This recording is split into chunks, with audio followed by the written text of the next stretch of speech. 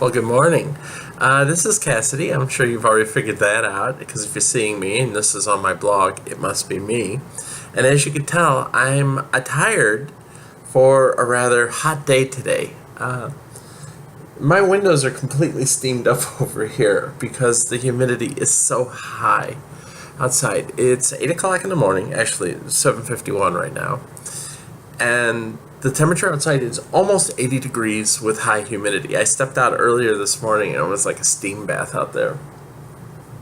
And we're supposed to have high temperatures. See, I'm playing with my hair. High temperatures around 95 or so with high humidity around 90%.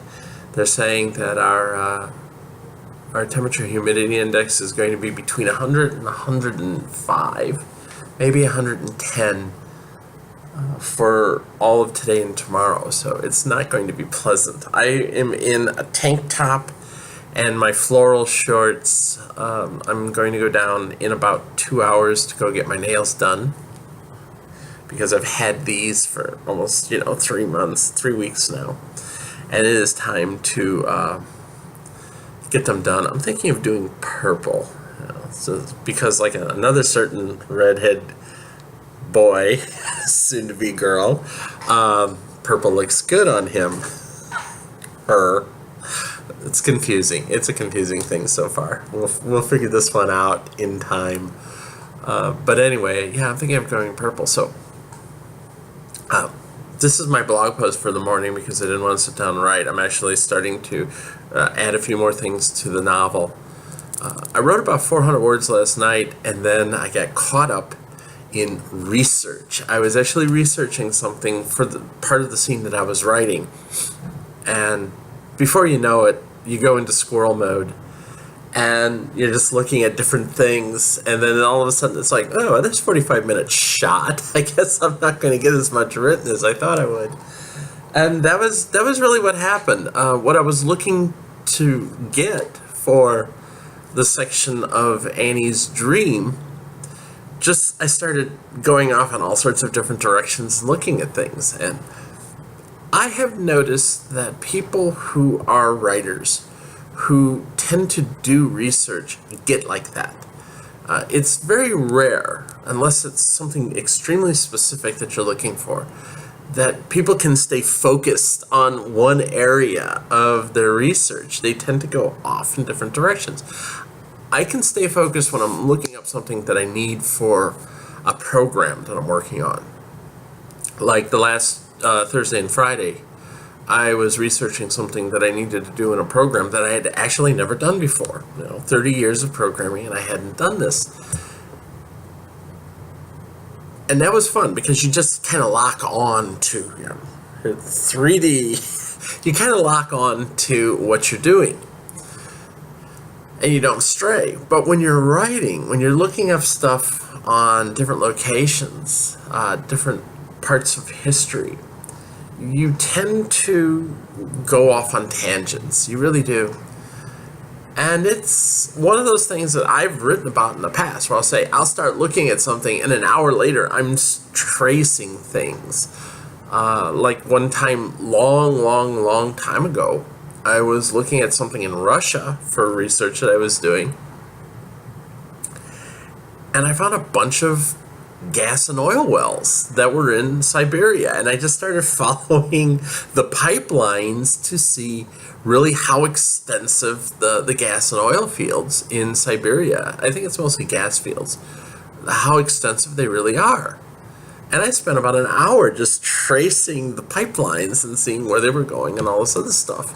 So it's not hard to get distracted.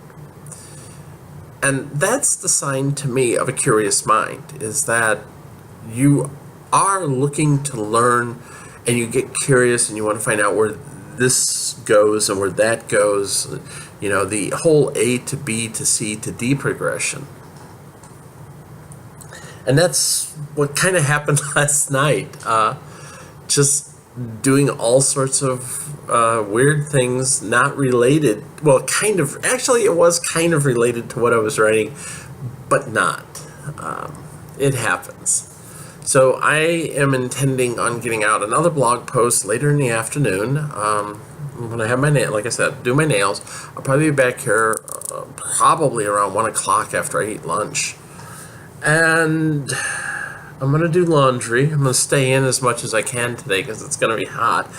More than likely, I won't go shopping until later tonight when it's kind of cooled off.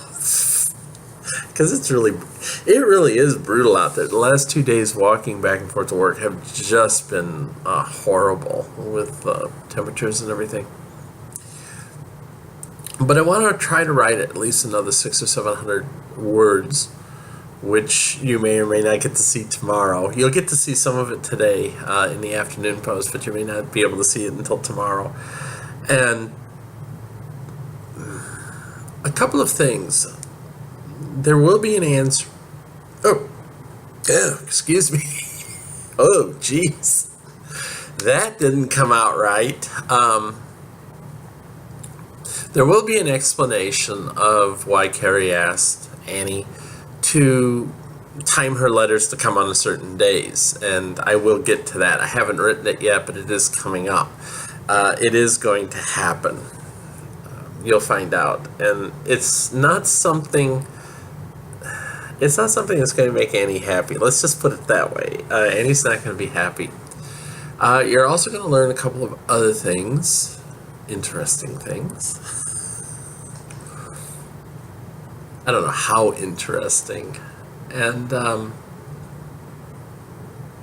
don't know. It's going to be fun. And I really want to try to close out chapter 1 not this afternoon, although it would be fun to do that.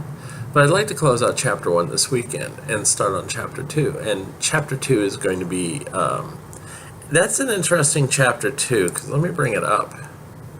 And I'm looking at it. And we're actually going to get another checkup, and then we're going to have another dream walk. And then we get into Carrie's meeting with Penny and Annie's meeting with Alex. So summer friends getting together. It's going to be fun. And chapter 3...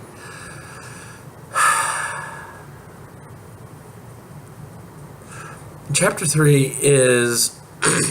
boy. Chapter 3... Sorry, I cannot speak this morning. Chapter 3 is going to have probably one of the hardest scenes for me to write.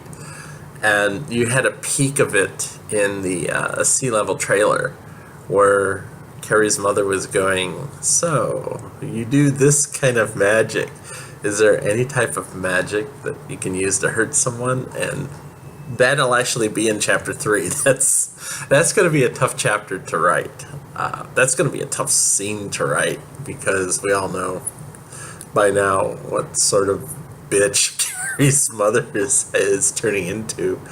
And she does not like having a magical boy in the house, and she's going to not like having a magical boy in the house even more when she finds out magical boy could probably kill her if he gets pissed off. Although I don't think he'll come right out and say, "Mom, I could just kill you with my brain." Although he might. I don't know. I haven't decided on that yet. I don't think he will.